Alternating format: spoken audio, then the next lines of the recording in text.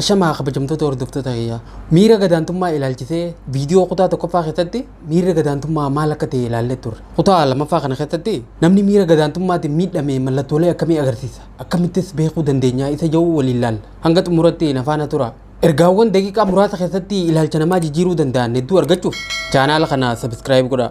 Yoo viidiyoon kun isinitti tole like fi share godhuu hin dagatinaa.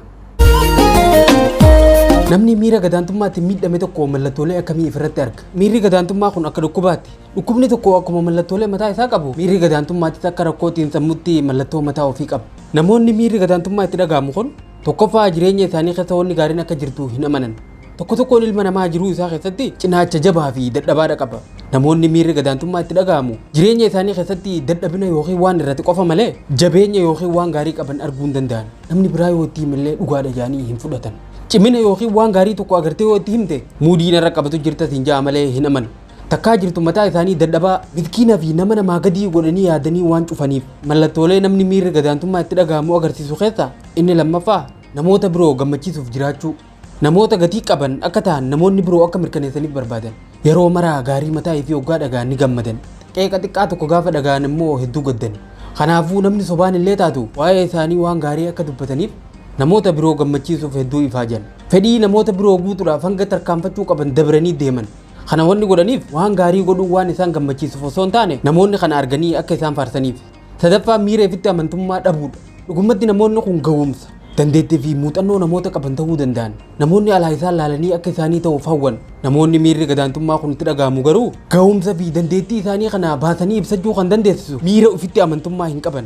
Kanarraa kan ka'e itti gaafatamummaa waan hojjechuu danda'aniitirraa carraawwan gaarii fayyadamuu danda'an hedduu dhaban. Akka dandeettii isaaniitiin carraawwan silaa fayyadamuu qaban namoonni ofitti amantummaa qaban kan biraa itti fayyadaman. Afraffaan dorgommii keessa hin seenan. Namoonni miirri gadaantummaa itti dhagahamu kun kufiinsa fi qeeqa waan hedduu sodaataniif namoota biroo waliin waan dorgommii keessa naqurraa qub tokkotti dhiyeessan. Shanaffaa waan hojjetan yeroo isarratti hin hojjetan. Namoonni miirri gadaantummaa itti dhagahamu waan barbaachisaa ta'e tokko yeroo barbaachisaa ta'etti hojjechuudhaaf kaka'umsa hin qaban. Sababni isaa waan hin fedhe hojjedhus bu'aan isaa bareedaa miti. Ani waan gaarii hojjechuu hin danda'u yaada jedhu waan qabaniif. Kanaafuu waan irra dalaguu qaban boruun dalaga jedhanii baallama itti qaban. Tokko immoo miira gadaantummaa itti dhagahamu kana dandamachuuf jecha yookiin namoota biratti fudhatama argachuuf jecha hanga hojjechuu qaban caalaa hojjetan. Sababa kanaatiinis milkaa'anii bu'aa gaarii argachuu danda'an. Ta'ullee miirri keessa isaanii jiru milkaa'ina kanaan illee kan jijjiiramuu miti. Inni jaaffaa namoonni kun dogoggora barbaadan. Namoonni miirri gadaantummaa itti dhagahamu dandeettii waan gaarii caalaa waan hamtuu arguu qaban. Jireenya namoota biroo keessatti illee waan gaarii caalaa waan hamtuu xiinxaluutu irra dhiyaataaf.